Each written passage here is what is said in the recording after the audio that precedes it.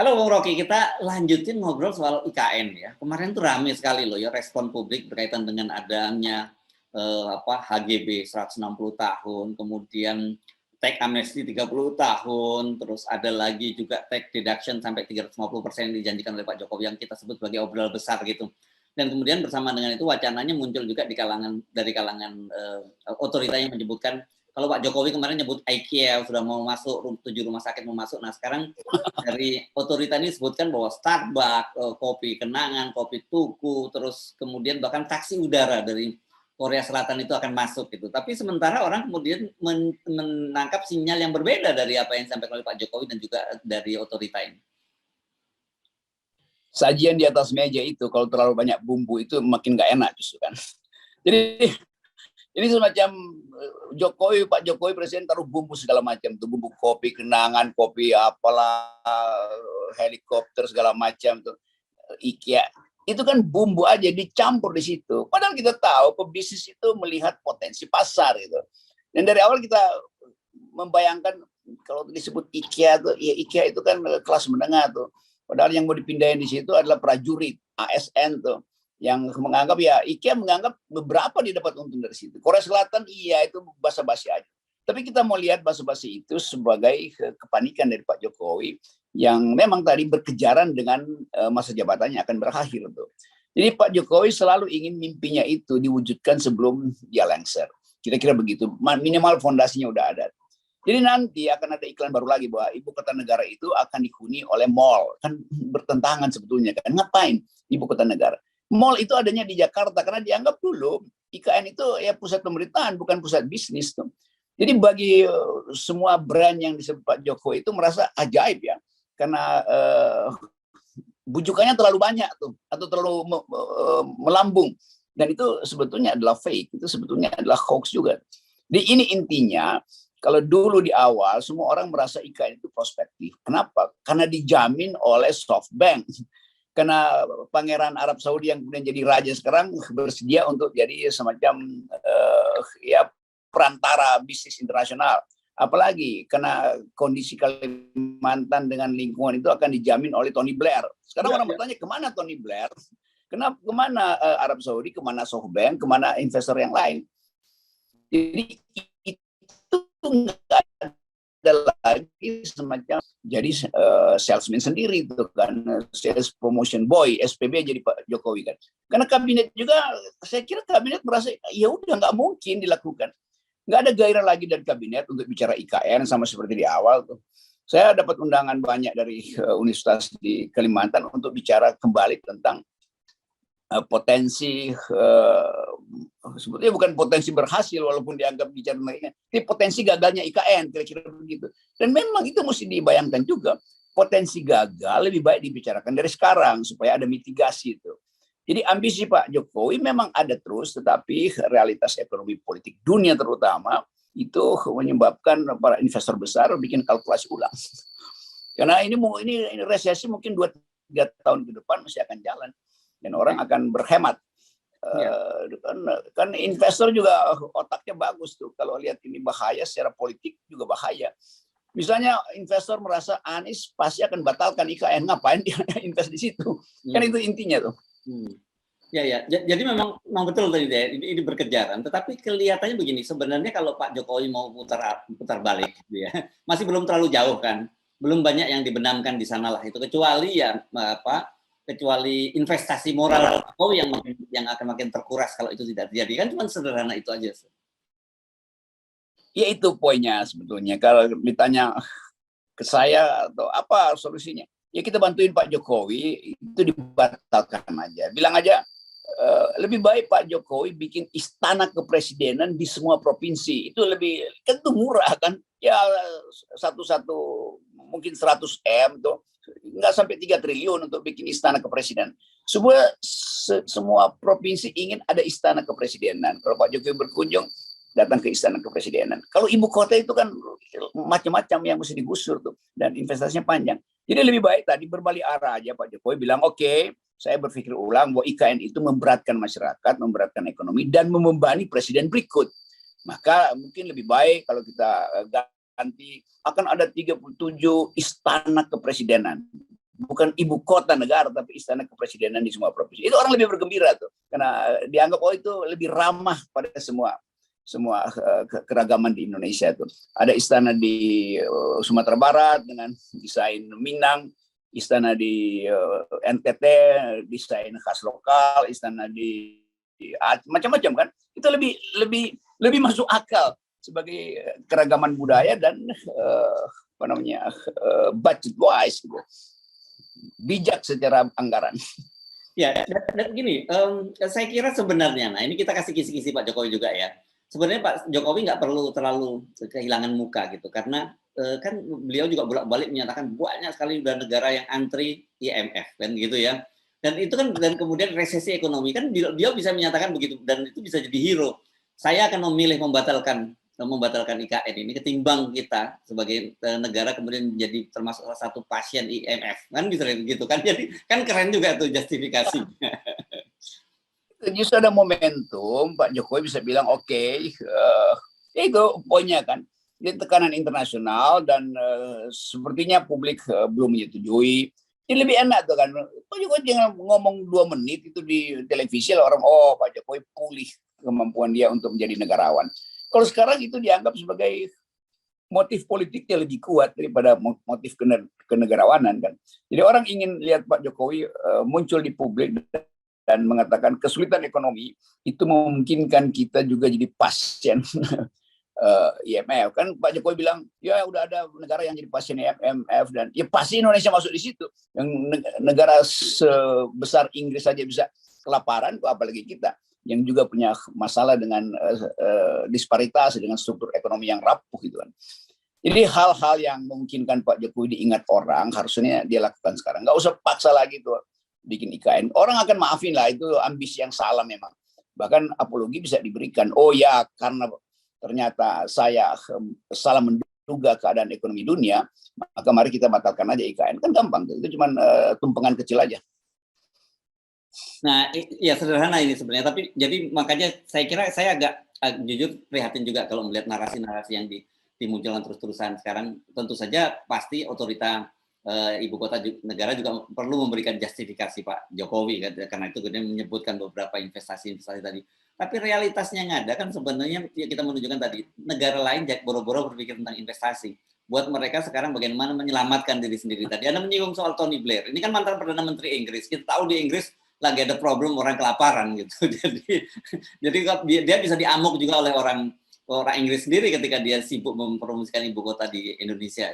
Betul sekali. Seluruh dunia berupaya untuk melindungi diri. Karena tolong-menolong itu nggak bakal terjadi itu. Dan IMF juga menganggap bahwa nggak mungkin dia menolong 130 anggota negara yang akan antri di situ kan. Kalau sekarang udah 60 itu semester depan pasti berlangsung lebih panjang gitu. Jadi antrian di depan gerbang IMF itu dilihat oleh para investor sebagai Indonesia akan ada di situ dalam antrian. Karena itu bahkan MOU udah nggak dipeduli oleh investor yang pernah bikin MOU dengan Menteri Bahlil misalnya, dia udah lupa bahwa dia pernah datang ke Jakarta bikin MOU kan. Karena tiba-tiba negara-negara ini langsung melakukan konsolidasi di dalam gitu, di dalam dirinya sendiri itu. Dan ya negara-negara yang biasa kita pinjemin utang pun merasa kasih sinyal pada investor dari negara itu untuk jangan masuk ke Indonesia itu kan. Kan sinyal pemerintah Barat misalnya menunjukkan bahwa Indonesia ada di dalam kesulitan yang berbahaya. Jadi kalau kita beriklan berlebihan bahwa IKN itu tidak ada hubungannya dengan krisis ekonomi dunia, itu juga ngaco kan. Seolah-olah baik-baik aja lalu semua akan masuk ke Indonesia tuh sebagai investor. Nggak ada tuh. Yang adalah orang bermain saham, bukan investasi langsung, tapi quick gain. Itu yang terjadi di pasar modal sekarang, pasar keuangan di bursa saham kan. Tiba-tiba ada saham yang naik hebat, tiba-tiba hari berikutnya anjlok gitu. Semacam saham Gojek, Tokopedia kan. Yang kita tahu dipermainkan oleh media yang dikuasai oleh mereka, lalu gain terjadi, ternyata itu bodong kan, kira-kira begitu. Jadi investor itu tahu apa yang mesti dia lakukan itu, yaitu ya cari untung sebesar-besarnya terus kabur. Dan short termis ini yang biasa disebut para short termis ini yang bermain jangka pendek, tentu dia nggak melihat potensi jangka panjang dari IKN. Nah, saya sarankan sebenarnya sekarang malah lebih baik fokus ke persoalan dalam negeri ya. Karena kemarin dalam ulang tahun Golkar dan juga waktu memberikan pengarahan ke Polri kan secara tidak langsung Pak Jokowi itu memuji sendiri soal keberhasilan kita menangani COVID. Tapi sekarang ini ada soal serius di depan mata kita. Kayak yang kita kemarin juga bahas soal kematian anak-anak balita di bawah umur 5 tahun. Ini angkanya sekarang Bung Rocky yang meninggal dunia itu 133 orang dan itu tersebar di 22 provinsi dengan terpapar itu kena penyakit itu 241 orang. Jadi angka kematiannya 55%. Ini sangat serius, Bung Rocky. Saya kira itu yang harusnya diucapkan Pak Jokowi. Jadi tunda aja soal industri strategis karena berbagai macam fenomena kesehatan itu lagi bergerak di seluruh dunia tuh. Ini kan kasus yang udah ada di Afrika segala macam dan Indonesia itu tiba-tiba angkanya langsung naik tuh.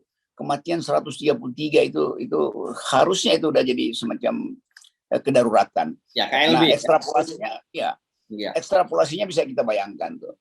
Juga ada varian baru dari COVID-19 masuk di Indonesia tuh. Itu semua akan melemahkan daya tahan kesehatan sekaligus kesulitan ekonomi. Bangsa ini akan bertambah lagi karena biaya asuransi, biaya pengobatan segala macam. Jadi mestinya Pak Jokowi terangkan di depan Golkar. Golkar kalian terlatih dalam menangani kesulitan ekonomi, keadaan sosial masyarakat, termasuk buruknya kesehatan tuh. Jadi bersama-samalah dengan kami untuk memikirkan proyek baru untuk menyehatkan rakyat Indonesia. Kalau soal IKN mungkin kita bisa tunda sama-sama. Biarkan presiden berikutnya yang putuskan. Itu ada rasa damai pada publik. Menganggap bahwa oke, Pak Jokowi peduli keadaan rakyat dan bersedia berkorban untuk meneruskan ambisi-ambisi infrastrukturnya tuh. Kan itu mestinya tuh yang terlihat. Ini cuma perlu kira-kira 2 tahun lah Pak Jokowi mengalah sedikit tuh. Tapi kalau nggak bisa mengalah ya itu sosial Anda akan jalan. Buruh siap-siap untuk kembali turun karena tekanan ekonomi akan memperbesar kesulitan hidup buruh tuh. Iya. Nah kalau saya baca ini kelihatannya walaupun ya Kementerian Kesehatan sudah menyatakan bahwa ini indikasinya jelas ini berkaitan toksik, ini artinya racun di dalam obat-obatan yang diminum oleh anak-anak itu. Tetapi yang menarik ini ternyata ada kasus juga saya baca ini di Bantul ini di Yogyakarta. Salah satu korban dari orang tua korban menyatakan bahwa anak dia ini sakit tidak karena minum obat-obatan. Jadi artinya walaupun sudah pemerintah menyimpulkan bahwa ini bersifat toksik, bukan bersifat patologis atau dari mikroorganisme yang saling menular, tetapi ada peluang potensi macam itu juga terjadi gitu loh. Ya kan ini kasus yang masih tanda tanya tuh. Penyebab utamanya apa? Mungkin dengan gampang itu ada bagian kimia yang tersusup ke dalam sirup itu.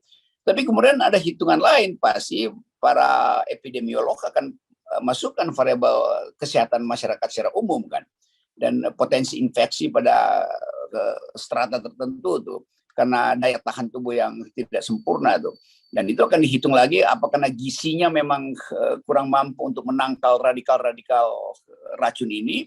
Itu semua harus jadi, paling tidak dia jadi kepentingan kabinet untuk alert bahwa ini ada masalah besar loh. Kenapa? Ya karena ini yang disebut bonus demografi.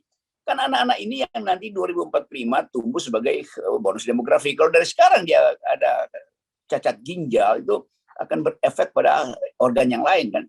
Jadi harus ada satu satgas baru yang tugasnya mitigasi itu. Itu yang kita belum dengar dari kabinet. Pak Menteri Kesehatan tentu paham bahwa oke, kita tunggu dulu beberapa kasus supaya parameter kedaruratan itu bisa dipastikan, karena itu menyangkut ada undang-undang yang akan atur itu segala macam. Tetapi kegelisahan publik sudah berjalan mendahului statistik itu dan Pak Presiden belum bicara tuh.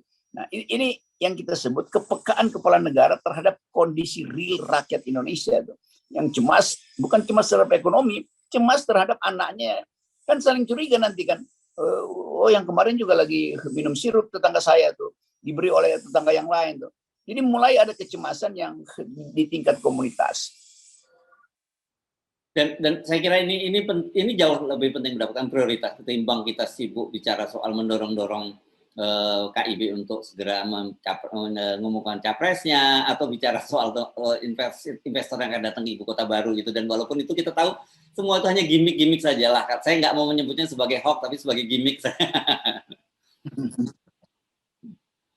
Ya itu pentingnya kita bahas selalu di FNN, bahwa kepala negara itu harus kurangi ambisi untuk meninggalkan legacy yang tangible, yang terlihat. Justru dia akan dianggap, Pak Jokowi akan dianggap bermutu kalau dia tinggalkan masyarakat yang sehat, masyarakat yang IQ-nya naik. Sampai sekarang kita masih diledek oleh internasional sebagai pemilih IQ terendah di Asia itu. Kan mestinya itu tuh yang kita inginkan tuh. Orang juga masih anggap ya Indonesia itu bagian dari 100 negara termiskin tuh. Tapi Pak Jokowi masih berupaya mengatakan, yang antri di IMF sekian. Iya, tapi kita adalah bagian dari yang nggak perlu antri pun kita udah miskin sebetulnya kan. Jadi hal-hal ini yang saya selalu katakan, Jokowi akan diingat kalau dia meninggalkan konsep, bukan meninggalkan beton-beton yang satu waktu akan berlumut dan nggak dianggap oleh milenial. Kalau konsep ditinggalkan, konsep kesehatan, konsep keadilan, konsep demokrasi, konsep kesehatan lingkungan, itu akan diingat oleh milenial. Ya, oke. Baik, terima kasih Bung Rocky, dan kita selalu mengingatkan pentingnya 0%. Ini yang harus diingat oleh politisi, 0%. Yes, thank you. Oke.